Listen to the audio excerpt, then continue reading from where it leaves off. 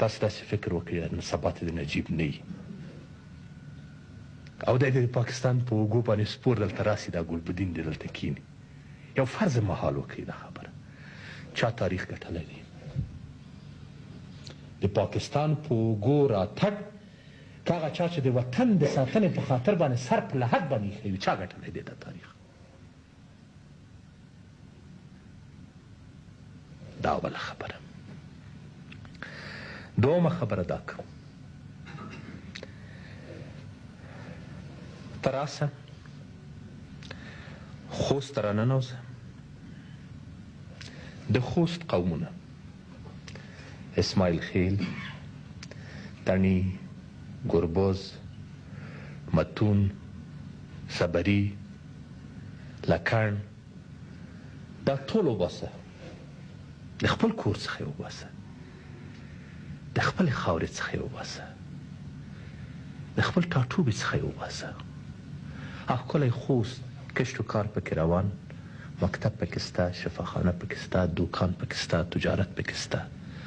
او ویجاړ که او په دغه ورځو کې چې جنګ جریان لري په یوه ورځ کې 10,000 نه تر 40,000 مرمیو باندې په خوست باندې فیض سوي دي او خوست د خاورې سره یو سان سوی دی په خوست کې 15,000 نفره د ښار په منځ کې ژوند کوي د هر سړي دپاره 3 ګولۍ په یوه ورځ کې تخصیص سوي دي هغه وباسه ټول هغه مړه که دغه ټاټوبی د خاورو سره یو ځای که او قاضي حسین احمد او د پنجاب جنرالان راوله هلته پې کښېنه او په دې خاورې باندې ووایه چې دا زما کمال او بیا ورپسې شروع که صاحب تراکټر یې موټر یې دا ټول یې راوړه بیا صاحب مسجد ته ړنګ که دستکه یې وباسه دروازه کلکینه زلفۍ قالینې قالینچې که هلته موجودې وې که نه وي غریب خلک وو هغه خو لا پرېږده د ځمکې لاندې که یو نل او اوسپنه هم تللې ده د اوبو د ځغلولو لپاره هغه هم وباسه بویزه او بیا یې په بن او میرانشاه کې خرڅه که چې هر یو د دغه پښتنو قومونو دپاره شمله دی عزت دی ننګ دی آبرو دی غیرت دی دی خو پښتون دی دی خو نرخ لري دی څلی لري دی دود لري دی رسم لري نن به د پاکستان مسله در سره وي دا ټول مسایل حل فصل کېږي د افغانستان مسله هم حل فصل کېږي دا تاسو ته زه یایم دا به حل فصل سي دا سلاوې به هم راټولې سي ته به بیا دې قومونو ته چې یو د یوې خوا څخه او د دې سیمې نه یې راغلی او یو بل د بلې خوا څخه راغلی او د دې سیمې نه یې او په دې ټاټوبې کې د ترپکې ویلې دي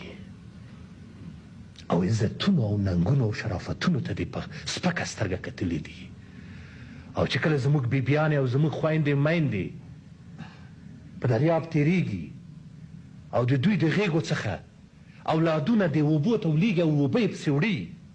د دې پوه څوک ادا کولی شي په پښتو کې دا راته ووایاست دوی قومونه کمایي کړل دوی خوست وګټلو که خوست د ابد لپاره له لاسه ورکړلو دا رښتیا درته ووایاست تاسو پښتانه یاستئ که نه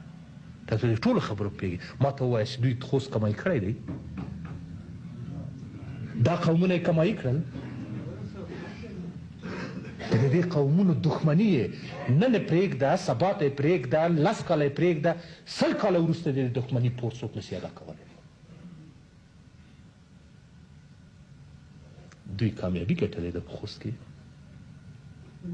که واقعا ځان ناکامه کړه